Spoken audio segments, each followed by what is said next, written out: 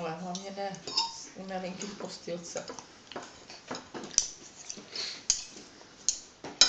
Hele, Dádo, vyrobíš si dneska vlastní mejdlíčku. Co ten dudák?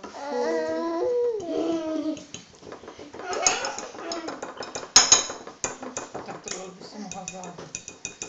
Děkuji ti. Chceš to tam našťouchat? Nastrčit?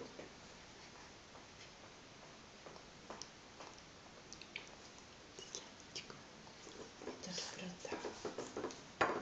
Teďka přibrzdí.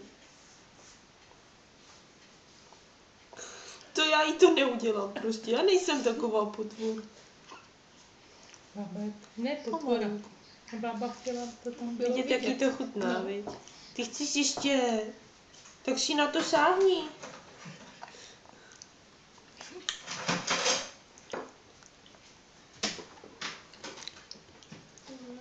Ty dobrota, jo.